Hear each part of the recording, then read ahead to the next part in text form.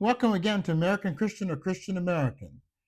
Uh, if you hit that subscribe button and the like button, it does help you get the videos faster, and the like button does help others to be able to see it as it increases the showings of my videos. Now, if you haven't seen any of my videos before, it's okay to go ahead and watch, but I would encourage you to go back to the beginning that I started producing for April 1st. I laid some groundwork. I'm a little bit more just getting used to podcasting at that time, but nevertheless, there's some good information to set the groundwork for what I'm doing because history has been altered and lied about, and it's important to clear up some things. Uh, and I talk about my goals and things that I plan to do with this. All right, today we're going to be talking about Black Wall Street. And some of you watching this may know about Black Wall Street, others may not. There are various different videos out there that you can watch about the history of it. There are also books that you can read, which this is one right here. You can get this on Amazon, or you can get it in paperback, or you can get it electronically. Either I have read it electronically, but I also have the paperback version here.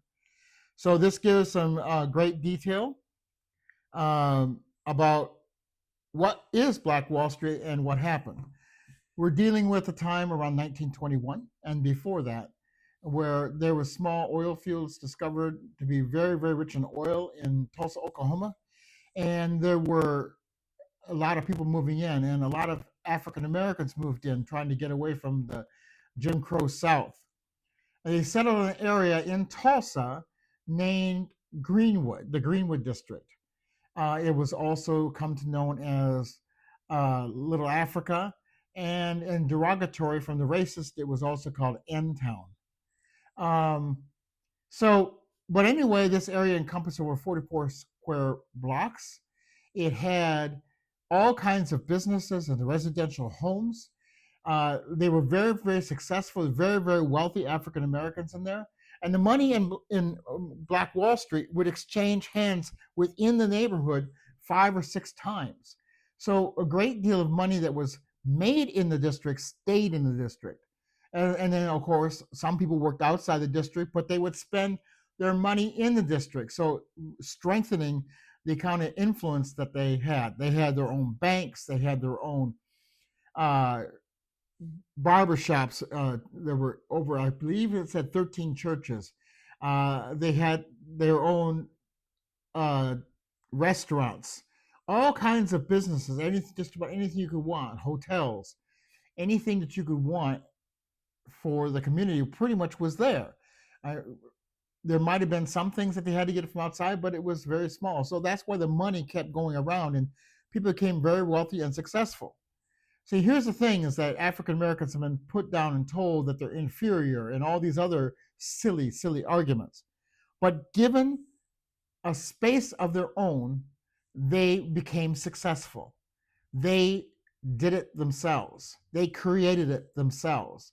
And they had businesses, they had everything else like any white Americans. In fact, in the area, it was known that they were probably more successful than their white counterparts in the area, which naturally brought jealousy, and especially during this time, was very, very dangerous. The Ku Klux Klan was not too far away. They were their neighbors. So everything is going good in Black Wall Street, but there are some problems that have occurred. But there's a wait for, how should I say, a spark to start a fire.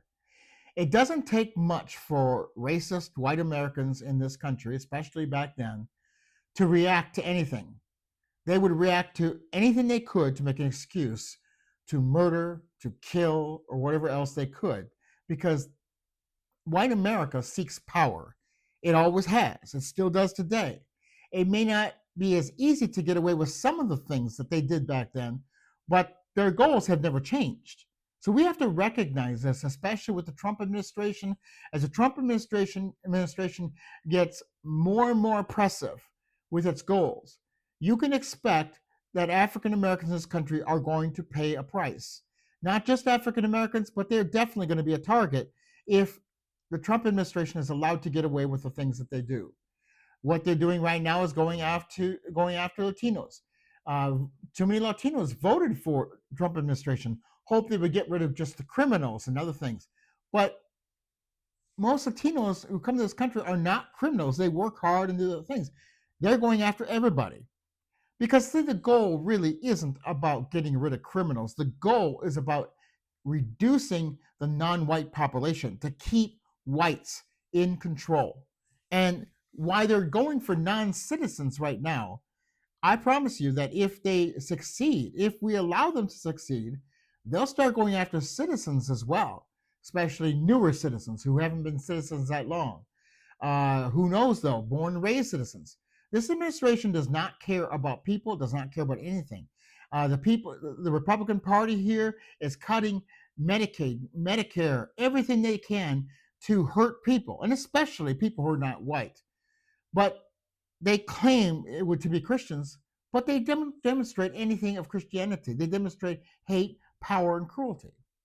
So back here in Black Wall Street, the trigger or the fire was a young man who was got into an elevator with a white girl who, I don't know if she was a young girl or a young woman or woman. I believe she was a young girl, but she was in control of the elevator. And as he got in, he stumbled and he touched her. Now, there's different rumors that go along with it, and it really explains that he attacked her, that that she went and complained he attacked her, even sexually assaulted her, which a lot of this stuff is always made up. But at this point, they found him and arrested him, and they had him in the jail. Well, they knew what would happen. The community knew that he would be lynched. He'd be strung from a tree, maybe set on fire, like they did all the time to any African American who stepped out of line, and for any reason. They didn't need much, but they would exaggerate these stories to make it look even worse than it already was. Well, African Americans in the area stood up with it and took rifles and went down to the police chief. There was arguments that gone on, and there was an accidental shooting because one of the white men didn't want this black man to have a rifle. Well, the rifle went off and it shot the white man and killed him. Again, just a small trigger. What happened after that was a massacre as the white citizens came upon Greenwood and they started murdering African Americans, and they burned down structures. There was even talk in the book how they dropped from planes, they dropped fire, some type of fire igniting type things on the buildings. The entire area of Greenwood was burned out and people were driven out of Greenwood. People, untold number of people died in this massacre. This is just one massacre that has happened all across the country. White people did not need much of an excuse to murder and steal from African Americans and claim and then come back and claim that they were inferior, unsuccessful, when it was all about jealousy because they wanted all the power. Folks, there have been some improvements, but there are way too many people who are still of this mindset. I don't know what the percentages of people would actually do harm if they could get away with it, but there's plenty of those people who have gone on. We talked in one of the videos about two black men who were assaulted by 6 police officers. They were stripped naked. They were sexually assaulted using toys in their mouths. I don't know if they shoved them up their rectums or not, but they shoved them in their mouths. They had beaten them. And one man had a pistol put in his mouth and pulled the trigger and shot right back through the back of his neck. He didn't hit his spinal cord, but his whole face was numb. So see, these things haven't stopped. That happened in 2023. These things still go on. There's people still trying to get away with it. There's police still trying to get away with this garbage. We need to stand up together, calling all African Americans, calling Asians, calling Native Americans, Latinos, and white people who really care about being human and not being this illustrious fantasy white race that doesn't exist, because we're all part of the same race. We're all 99.9% identical. That 0.1% decides how our hair is, how our skin tone is, our eye color, if we're a man or a woman, or if our shoulders are broad, if our genitals are long, short, fat, if for men, and if women, their breast size. All these things are decided within 0.1%. We are human beings. We're all the same. We're all valuable to God, and we should value each other. And so, for people who call themselves white, you were not meant to be the way you are. I don't like to refer to myself as white more and more. I refer to myself as a light skinned person. I'm actually a brown skinned person, a very light brown skinned person, because all of us are a shade of brown. I just happen to be on the beige or whatever you want to say level, a very, very light tone. But none of us is white. This is white. Okay? So if we can step away from this ridiculousness of racism and be part of the human race, we could become what we are supposed to become, an individual amongst other individuals who looks unique compared to other individuals, who's different, but yet we're part of the same family, the human family, and hopefully the same Christian family. And remember, we can't be part of Christianity that has hate, because that is no good. That is not part of Christianity. Now, one of the other tools that they use in this whole thing is the suppression of knowledge. Many people haven't heard about Black Wall Street. Many people haven't heard about the massacre there, as amongst other massacres. More African Americans know about it, but it's kept very quiet. Our education system doesn't talk about the truth. Our education system in this country is indoctrination. They indoctrinate young people to believe what they want them to believe so they can carry out the future of racism in this country. And we talked about too in Oklahoma, how Oklahoma is changing their curriculum to teach that the 2020 election was stolen, or at least to make it that it deserves to be looked at, which is ridiculous. But that's what MAGA wants to do. That's what the Ku Klux Klan wants to do. That's what evangelicals want to do. That is what white nationalism wants to do, because they're all the same thing. Being a Christian is not about being this way. Now I've got a clip here. We're going to put that on, and then we're going to finish it up. So let's hear from this clip from Tom Hanks and what he has to say. A New York Times piece on a 100-year-old survivor of the Tulsa Massacre. And my question was this: what's the Tulsa Massacre? How is it that it wasn't until 2 years ago that I heard about the Tulsa Massacre? How is that possible? I've heard about Custer's Little Bighorn. I heard about the Alamo. I heard about the Triangle Shirtwaist Fire. I heard about all kinds of disasters in which people died. But I had never heard about this thing that happened in 1921, only 3 years before my dad was born. One of the most successful black communities in America, Black Wall Street, in which everybody was not only burned out of their homes and their businesses, but then driven out of the city limits by an angry mob of, I'm sorry, white people. How is it that this was not taught to me? Because I tell you, at the age of 10, when I was in 5th grade, living in Oakland, California, that would have been a moment of enlightenment for me. And it made me mad. It made me mad that somebody had somehow made an editorial process of what was appropriate for us to learn about our own American history. It made me angry. And it took me 54 years in order to find this out. It's not right. It's not right, and it's doing a disservice to all of America. Okay, he's a famous actor. Tom Hanks, played in all kinds of movies. Didn't know all of his life up until recently that there was such a thing as Black Wall Street. He didn't ever hear about it. He said, what is this? What's this about? He heard about different things that had happened with Native Americans in this country and all the different types of historical events, but heard nothing about this. This goes along to talk to you about how things have been suppressed in this country, how things have been hidden, to talk about the real truth, the real cruelty that has happened, the brutality of what has happened in this nation. Is this what we want to continue? I hope not. There are African Americans who are trying to set the record straight. Look at critical race theory. I've read a book on critical race theory Critical race theory is just simply talking about how we all should be valued and how we can consider each other, how we can be considerate about differences and what we say, how we do things. What's wrong with that? But the right wants to claim that we're indoctrinating, that we would indoctrinate them with critical race theory. And I include myself in this, even though I'm Caucasian. Well, actually, critical race theory is deprogramming. It is not indoctrination. They have already done the indoctrination. They don't want critical race theory to deprogram the people that they've already programmed. They want to raise up new racist people because somehow, even though they won't be around, the idea of the perpetuation of white power is somehow connected to their ego.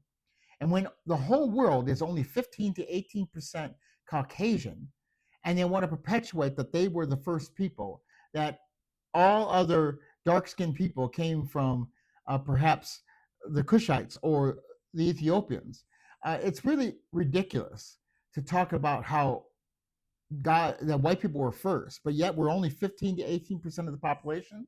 We've also talked about the genetic problems in the first video, how that is absurd, that only a medium brown people are capable of producing different skin tone variations that could lead to all the different peoples in the world. It's a very, very dark skinned person, some of the darkest skinned people we see on the earth can't produce anything more than dark skinned people if they marry the same person.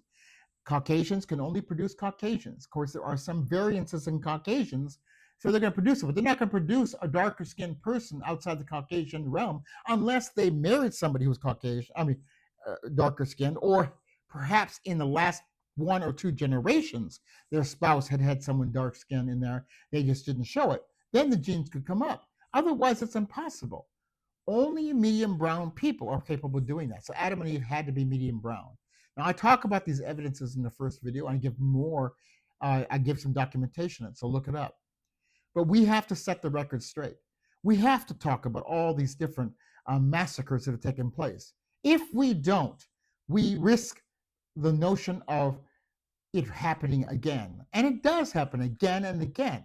The more we talk about this and can persuade a few more people to stand on the right side of history, then the less power the other people have.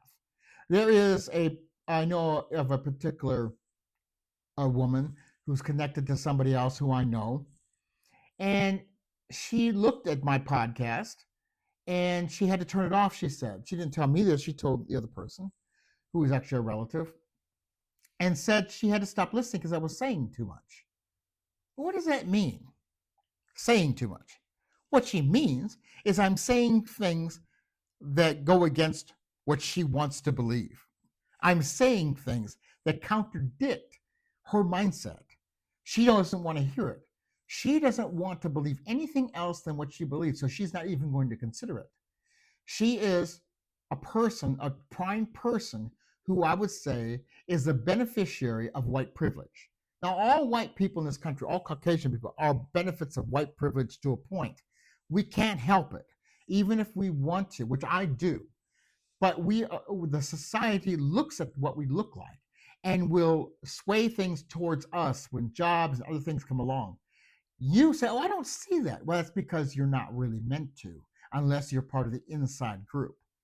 Things happen without you actually knowing what's happening, but it still does happen. But another form of white supremacy is, or not white supremacy, white privilege, which is part of white supremacy, is having the ability to not worry about this stuff because it doesn't affect you. Now, African Americans don't have that privilege because they're the targets of white supremacy. Where a white person, like this woman who says she couldn't listen anymore because I was saying too much, she has the ability and the privilege to tune it out because she can live her life the way she wants to without caring about anybody else. And so people like this are racist people. They may not put somebody down, they may not go out and deliberately treat somebody bad, but they don't want to acknowledge the suffering of other people when they go in this country. They don't want to believe it because it disturbs their peace and quiet, so to speak. But they are a prime cause of what the other people who actually do the direct harm, because they vote the way they vote because it's a part of their world. They don't even take consideration. They don't object to things that go on because it doesn't really go on in their mindset. So, what I'm hoping to do is to turn a few more people to care about what happens outside of their world. If we can do that, then we can lessen the power of racist people in this country. What do you think? Do you want to go on ignoring things that happened in the past? Because I'm telling you, they're still happening now. They may not be as vocal or as loud, but they're still happening. This country is still doing this stuff. As we talked about healthcare, the reason we don't have universal healthcare is because they wanted African Americans to die off. Yes, money has come into the play, money is all, but it's still part of it. You're talking about Medicaid. Trump and his minions who want to cut Medicaid, they want to cut their taxes, but the real reason is they want African Americans to suffer and die, to weaken the community, to keep more power and control. That's what it's all about, folks. So, what are you going to do? Are you going to sit there on your white privilege? Or are you going to stand up and say something? Start small. Say something. Do something. Get your ego out of it. Get a little uncomfortable. Think about the other people, just how uncomfortable they have to be. Are they worthless in your sight? Do you just think they're beneath you? They're not. And you degrade yourself when you try to put yourself exalted above other people. Because God is above all of us, and He created all of us. And if you trace your lineage back to Europe, you need to go a little farther and trace it back to Africa, to the first people. Because back in your history, way back in your history, you have a brown skin, a darker brown skin ancestor. They didn't look like us. There's nothing wrong with the way we look. The only thing wrong with it is when we try to say it's better than everybody else. Be who you're supposed to be, but appreciate others as well. Until the next time on American Christian or Christian American.